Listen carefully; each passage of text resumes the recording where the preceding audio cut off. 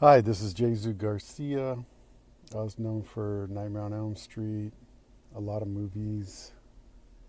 I just want to shout out to the Sullivan Project podcast. And Harold, this is Garcia. Um, First question: have I experienced or do I believe in supernatural or paranormal? I don't believe it, I know it. Belief is more of an intellectual, like, I believe, you know, that I can get this part. I believe I'm going to get married. Knowing is a whole other thing. I know there's a God, and I know because of experience, things that happen inside of me throughout my life and how they were miracles in my life. So yes, it's not that I believe, I know.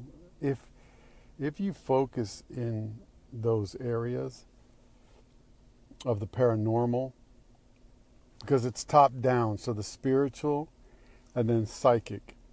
So we're born, that's physical. We have astral levels, we have causal level, emotional, we have mental level, we have unconscious levels. And then we're in this supreme altitude called soul energy. So paranormal and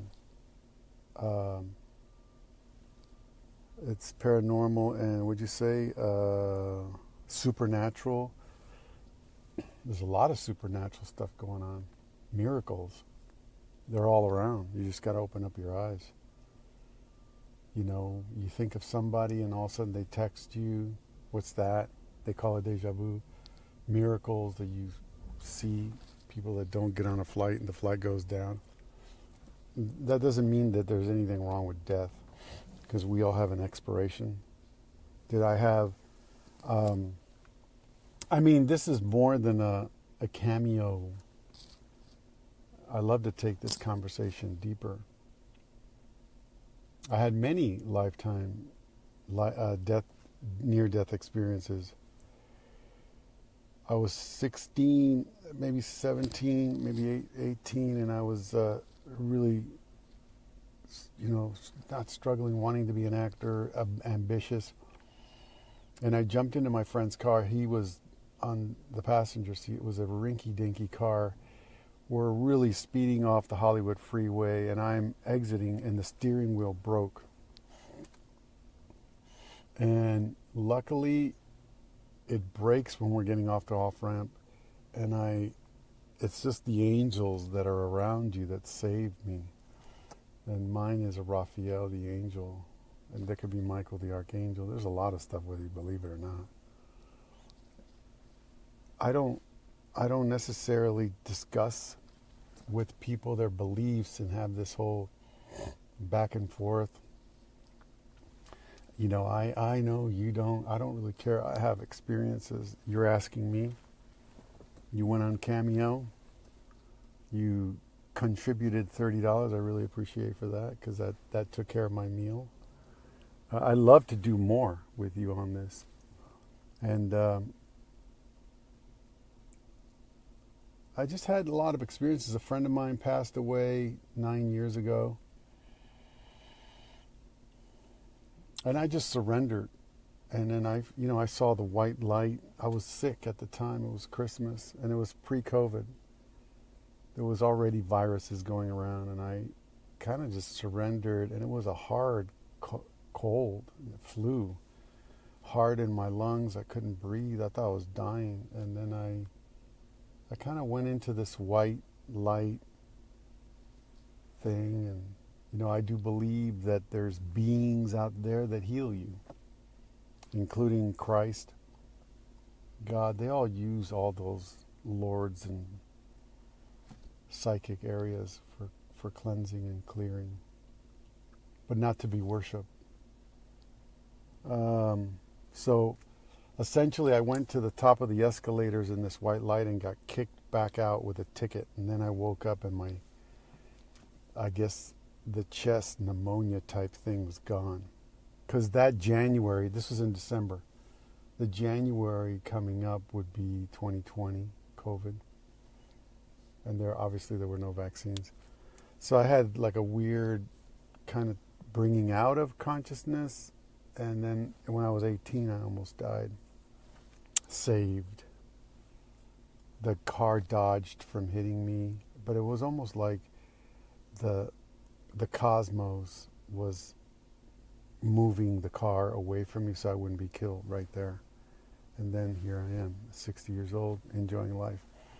Advice to someone in a small moment of weakness. Everyone's weak. But here's the deal. Everyone goes through those kinds of times. And it depends on like what's weakness. You know, perfect vulnerability is perfect protection. So being vulnerable is not bad. Praying, you know, to the Lord, whether you believe in Buddha, Muhammad, Allah, Christ. Prayer is important to lift out of the weakness. Movement is important to move out. If you just do one step at a time, I forgot who kind of brought that up in psychology about 30-foot toss. Not 30-foot toss, but one step at a time is the idea. Don't try to be all healed. The most important thing that I found myself doing, I can only speak from my experiences, I love it all. I love all my bad stuff, good stuff. That's the great thing about being older is the wisdom is incredible. So, you know, judging does not work. It holds you back. Judging others doesn't work. It is true. You can discern. You can have moments where you're like, nah, I don't want to do that. That's fine. But be careful with judgments. Getting caught up in the news, believing everything is not good for the noise. If you're weak, take care of yourself. That means not isolate, but really push back the noise and be with people that love and support you. And most of all, you're going to have to learn to love yourself in the weak moments. If you're thinking of taking your life, go see a doctor. If you're thinking of hurting anybody, go to an authority, authority, an officer, and get help. Don't be afraid to ask for help. As you get better and better at these things, you minimize your downtime. But love is the key. I don't care what anybody says. Play music, Beatles. Do the things you love. Joseph Campbell, follow your bliss. Berush Beishan, that means the blessings already are. Take care, guys. Jesus Garcia. And shout out to the Sullivan Project podcast.